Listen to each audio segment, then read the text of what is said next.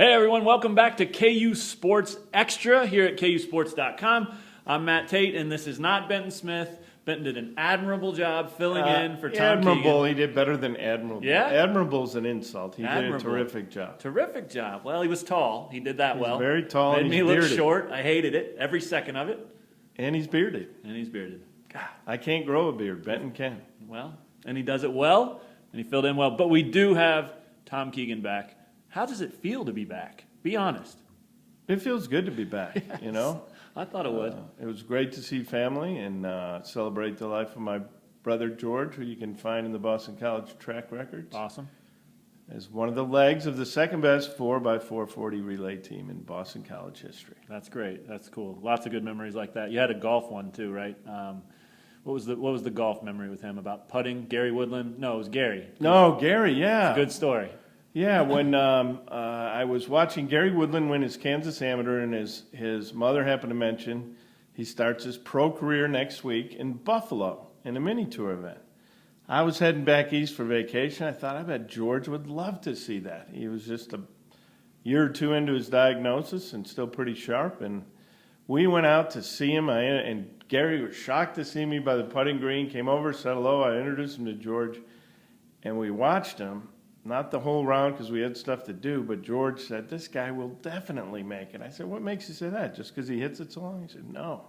Look at the way he hunts birdies. This is all about birdies at that level, and that's really, George was a great with his sports opinions, and he certainly nailed that one. Gary Woodland, former Kansas golfer, ranked 24th in the world right now. In the world. Golf rankings. 17th on the PGA money list this year. And he's up there in the FedEx points as well. One of the best players in the world, any way you slice it. Yeah. Any way you slice it. And I posted, if you haven't seen it, I posted his high school highlight tape from Shawnee Heights. Shawnee Heights in Topeka area. And pretty good stuff. He could play. Yeah, he he just decided when Kirk Heinrich got the better of him, to say the least, he decided maybe Ross Randall was right. Maybe I should pursue golf, and he transferred to Kansas, and the rest is history. Best Kansas golfer in history. Yeah, it worked out for him very well. Yep. So, all right, well, good stories. Let's jump into the good news, and the good news this week, obviously, is Kansas basketball related, and it's LeGerald Vick, the 6'5" shooting guard who committed to Kansas. Still a little up in the air whether he's a 2016 guy or if he'll reclassify and become a 2015 guy. My money's on the 2015 route. I just feel like that's probably the reason they went after him with such authority. Gusto. Yeah, gusto. They wanted him, and he's 137th ranked in the country. I know that doesn't do a ton for the fans, but come on. It doesn't matter where he's ranked. It matters what he does when he gets here, how he develops, how he plays. If his AAU coach is even half right comparing him to Ben McLemore, that's really good news. Well, you know the funny thing about being 137th ranked, it used to be, what is Kansas doing going after that? Right. Maybe it's just me, but now I think, oh, good, here's a guy who's going to be around for a while. Absolutely. That's as much of the good news as any of it. Yeah, because you want it to be a mix. You want it to be a mix of the McDonald's All-Americans and then guys who you know are going to get better and better by playing against such good competition every day in practice and playing for such good coaches. Obviously, Kansas has the pick of who they want to coach, not just as a head coach, but then everyone wants to work for Bill Self.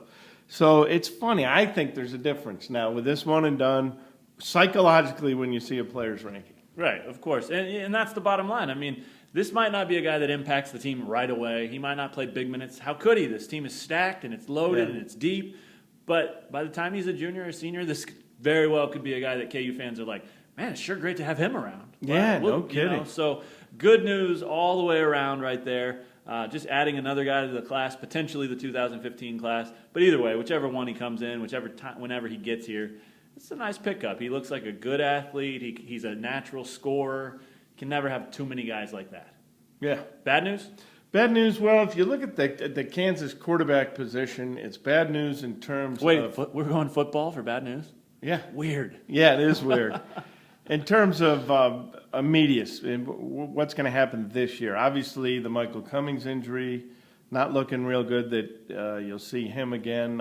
Kansas has been very closed-mouthed, but Yeah, I asked just this week about his status, and they said nothing has been ruled out yet. He's not out for the year officially or anything like that. A lot of people freaked out because after graduation, he posted some pictures on Instagram that said, "Hey, it's been real, KU." Hey, he's a student first. This guy really is a student first. He was talking about his academic career, graduated already, just a fantastic young man. So he wasn't saying, "I'm done for sure." He might be, but that was not that, in case you saw that. Yeah, and then I think that Montel Cozart's spring, watching him in drills and stuff, I don't think that anything he did either in the first 14 practices or in the spring football game suggested that he's the quarterback of the present or the future. Yeah, more of the same from him, really. Yeah, really, and I think the quicker they can change him to wide receiver, which happens to be probably the number one position of weakness on this football team, the better, because you're just delaying the obvious with him at quarterback, and you may be leaving potentially the team's best wide receiver. Yeah. That's what Chris Harris told me at the spring game. He thought he could possibly be, if the coaches decided to switch him, possibly be their best wide receiver. So now, why not switch him now? Well, if you do that, you're left with two freshmen and then T.J. Millward. Well, who never gets mentioned. It's great you did, because he never gets mentioned. He never gets mentioned, and there's a reason for that. Both coaching staffs have praised his football brain, his ability to pick up offenses quickly, Right. which is an ideal guy to have when you have two younger guys competing for the job. And they both, coaching staffs used the word physical, didn't get too specific. His shortcomings are physical. Well, What they mean by that is he does not have a strong arm to put zip on his throws, even his short throws, or to throw long. He's accurate enough, but so there's a guy. It really is the perfect guy to have as your third stringer if your first two string guys are freshmen. And I think, why not go with the true freshman? The longer he has the job, the more he'll grow. Sure. Yeah. No team goes into a season with two true freshmen at quarterback and feels good about it, regardless of how talented they are. That's a scary prospect, no matter what. So maybe, just maybe, and these guys, Ryan Willis and Carter Stanley, could be legit. We'll find out. But maybe, as sad as it is, maybe that position has to get worse before it gets better. Yeah, and I'm not so sure it would get worse. Yeah. With, Michael Cummings certainly had a strong arm, was pretty accurate thrower long. Wasn't a great runner, and he was a good thinker out there. He was good. You feel worse for him, though, than you do for the future of the program. Just because he did everything right throughout his career, remained loyal. He was never a complainer, a griper behind the scenes or publicly. Yeah, could have been. And this happens. Bad break. That kind of thing happens, like with Taylor Cox and Brandon Bourbon a year ago. You just felt terrible. But I can live with Stanley, Willis, the best of those two being the starter, the other the backup, and then having T.J. Millward there as a safety net. Well, it forces you to move on. It forces you to move forward, and it's a new era. David Beatty's here. Why not start fresh everywhere? Right, and why not get a new shot at a wide receiver in Montel? There you go. Very good. Well, let's stick with football real quick for just a quick football update. This kind of goes back to a column that you wrote already when you kind of talked about the MVP of the season, predicting that, or maybe the face of the program even. This team has to send 3 players to Dallas in late July for Big 12 Media Days. Wow. Who are those 3 going to be? Tom Keegan, you are on the clock. Wow. Put me on the spot. That's a tough thing. I was thinking about this earlier, and it's like, oh, my. It's usually seniors. I'd like to see Taylor Cox because of all that he's been through. Yeah. I absolutely would make him one of the guys. Yeah, he's one of mine. I like that a lot. And then I think I'd go Ben Goodman. That's another one, yeah. Ben Goodman's a great personality, a good leader, has played wherever they've needed him to play, moving back outside. He'd definitely be one of my guys for sure. Third one, pretty tough. There's a lot of, if Jake Love is healthy and going to play, then that would be good. That'd be a natural, but he's just had too many concussions. And Beatty, like Charlie Weiss, impressed me, a guy who doesn't want to mess around with concussions. You don't put a kid out there in that spot, so very tough. Keon Kinner maybe is potentially the biggest star on this team. That would be a bold thing to do, send a JUCO transfer. But if you think he's the most talented guy on the team, send him out there, see how he does. Sure. A couple other options, Trey Parmalee, he's a returning guy, done everything that's been asked of him. He hasn't produced much because he hasn't really been put in a position to do so, but that's a guy that you could look at. Courtney Arnick is another one that I like. Same sort of thing as Michael Cummings, just done whatever's been asked. I like that. Very friendly dude. He's from Dallas. Yep. That'd be a good thing to do. So if it were me, I'd go Taylor Cox, Ben Goodman, and Courtney Arnick. You get 2 from the defense, 1 from the offense. But that list pales in comparison to what KU sent in the past, and it definitely pales in comparison to what the rest of the league is going to be sending. You know, guys on watch lists, guys on, potential Heisman candidates, all those things, and then these guys, nothing against them at all. It's just, it shows you the condition of the program. It shows you the condition of the roster more than anything. So it does, and you can honestly ask the question, how many players from KU's roster would start for Oklahoma, for Baylor, for TCU? Why would you ask that question? It's depressing. It is depressing. You can't coach what you don't have, and you can't play alongside someone who's not there. So at least valuable insight. This seems like a close-knit group, and that the tough guys have survived. Yeah, that's a good way to look at it. And, on paper, I don't see a win even against 1AA, but you know that they're going to smell blood, and they'll know they won't have many chances. Right. So I would like their chances in close games, maybe for that reason, that they can just rally and nobody believes in us. Everybody says we're not going to win a game. That's a good thing to have on your side for a football team. Yeah, for a while. You don't want it every year, and that's what they've had almost every year. But anyway, let's move on to basketball update real quick. Yeah, it'd be nice to have a recruiting pitch other than you can play right away. The basketball update, we already talked about the recruiting. We'll be short here in these next couple updates, but I want to ask you one question. How's KU going to do in Korea? Simple question. Everybody kind of you get lost because it's Kansas and because they're so dominant in the Big 12 and one of the elite programs in the country. Are they going to go over there and roll, or are they going to go over there and get rolled? I think they'll probably get rolled because you're going to be facing national teams, but they're going to get better. Right. And I think that's the number one issue, is that you're going to get better. And this experience gets you those extra 10 practices, whatever, a couple exhibitions, and then the games. There's no way they can't get better with that, and maybe even bond.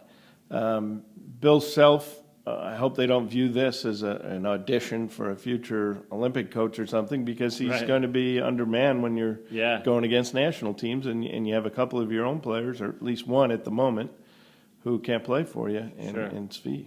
Yeah, it'll be such a, the wins and losses. Yeah, right, Diallo, right? Yeah. The wins and losses will be totally irrelevant. I mean, it shouldn't matter what the scores are or the outcomes of the game. It's all about chemistry. It's all about what they build. Thought that was Gary Bedore. That was the Beatles. Darn it. Anyway, we tried to get him via the Gary Bedore hotline, and it didn't work this time. But never does. We'll try next time. All right, real quick, a couple other sports to focus on. The baseball update, they finished their season 9th place in the Big 12 out of 9. Mm-hmm. The only team that didn't qualify for the Big 12 tournament. This is becoming sort of, not that finish, but just the way it goes with coaches here. The fans are, saying, hey, it's time to move on from Price, blah, blah, blah. Well, a year ago, he finished 3rd in the Big 12 and went to the NCAA tournament. Right. And I just don't think that's how it works. And I don't think that's how Shane Zenger works. And he proved that with the tennis coach in the past. He proved that with Bonnie Henriksen in the past. I mean, you don't just have one bad year and get sent away. You get a chance to dig out of any hole you're in. Obviously, even the football coaches to some degree have had that opportunity. And just like the one good year last year, Zenger also is in the guys, okay, you had a real good year, everyone's pumped, you're in the tournament, let's give you a monster extension. Right. No, he's a more cautious guy than that, and this is the same coaching staff that a year ago finished 3rd in an unbelievable conference. Had a great conference. team and a great season. And, they had some injuries this year, and they didn't have the horses. But they got some talented players coming back, a couple of freshmen who were really good, a couple of sophomores who were really good. The Big 12 Newcomer of the Year was their Friday night starter, Ben Krauth. So there are some pieces there, and Rich Price absolutely believes, hey, we'll bounce back. And we'll have a chance to be a 35-win team next year and contend for an NCAA tournament Done it spot. before. Yeah, so always a bummer to have a bad year. I wonder how many of the people who are panicking, or if people are calling for it, how many of those people who, if Kansas were to win the Big 12 title, how many of them would be in the stands or reading our stories daily on the KUsports.com? I wonder. You probably don't have to wonder that. You probably already know the answer, but that's neither here nor there. And then finally, the women's hoops update. Brandon Schneider filled out his coaching staff this week, last week too, but this week finally added the GAs and stuff. A couple of very interesting additions. Aqua Franklin, who was here, coached your favorite player in the history of sports. Did a great job with Angel Goodrich. Right. So that's great to have her back, and there's a connection there as well. She had worked with him in the past, which was pretty cool to see. Another one that's really cool is Natalie Knight, who just graduated, is going to be on the staff as a GA. Natalie Knight is one of the nicest people I've ever met. She was one of the toughest athletes. She battled through injuries, just kept going. And you know, who would you rather have as a shooting instructor than Natalie Knight? Right, yeah. So really cool to see her addition to that staff, and I think something like that, along with the familiarity with Aqua, Katie O'Connor as well, and then Natalie Knight, that really does a service to the roster. The girls that are here, it doesn't feel like total turnover. It'll be familiar faces and some new energy, and that's what you've been talking about with women's basketball all along. More energy. Right, and I think Brandon Schneider's done everything right so far. He's been impressive, and he seems like a pretty down-to-earth guy. Absolutely. All right, let's finish it off. I want you to go first. The most obnoxious man in sports this week was... It's probably pretty easy, too easy, but I'll go with it. Aaron Hernandez. A repeat offender. He's already been on here once.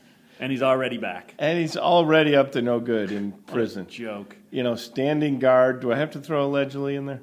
Allegedly standing guard so that one person can beat up another person. Classy. Yeah.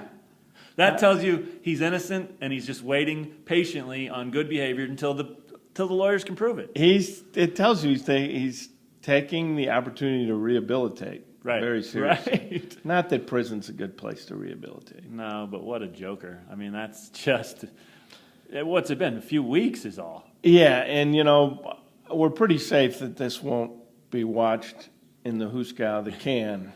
The joint. Stir. The big house. Because if it is. We're in trouble. And he gets out on technicality. We're in trouble. Trouble? Yeah. How about dead? Tell me what you gonna do, but it ain't nowhere to run. My judgment comes for you. With no expression on his face. Just snap your neck. And move on to the next one. What a cold-blooded killer. All right, speaking of snapping your neck and body parts, I'm going to go out on a limb here for the first time ever on KU Sports Extra and make my most obnoxious person in sports a most obnoxious thing in sports. The deflated football? No, it is actually your left knee. It's obnoxious. Torn meniscus for this guy. And here's what's obnoxious about this. It's golf season, number one. Number two, he already dealt with a torn right meniscus. Right, and you guys dealt with having to hold airplanes. Right, right, yeah. So because God forbid we ever arrive early enough to just well, that's what happens when you take through a 7 a.m. flight every time. Yeah. But hey, it's obnoxious, and I know I speak for everyone out there watching. Speedy recovery. It's horrible timing for you to have a freaking knee injury during golf season. You know, if that happened to Gary Woodland, it would kill him. Well, I'm glad it happened You like to me. golf more than Gary Woodland, probably. Yeah, but I'm not quite as good at it. So No, you're if not. it had to happen to somebody, I'm glad it was me and not Gary Woodland or Yeah. Chris Thompson. Yeah, right. What an obnoxious thing, though. That's Thank you. And I know everyone's pulling for you to figure out a way to do some rehab and maybe bounce back quicker than you did with the right knee. I don't like that. I have a buddy I play basketball with. He had a right knee deal, and then he was back, and his left knee acted up. Same injury, same thing. It just seems so unfair.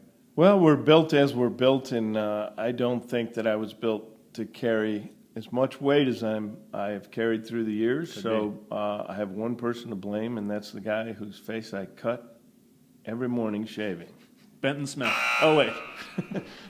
That's you. All right, well, that's all we've got. Hopefully Tom's better. Fortunately, this is not a very active thing that we do here on KU Sports Extra. We just get to sit here and smack our gums. So he'll be here every week. You don't have to worry about that. If the knee falls apart. You do have to worry about that, depending. That's for a darker episode. That's all the time we've got for today. Thanks for watching this episode of KU Sports Extra, and we will see you guys next week with more KU insight and analysis.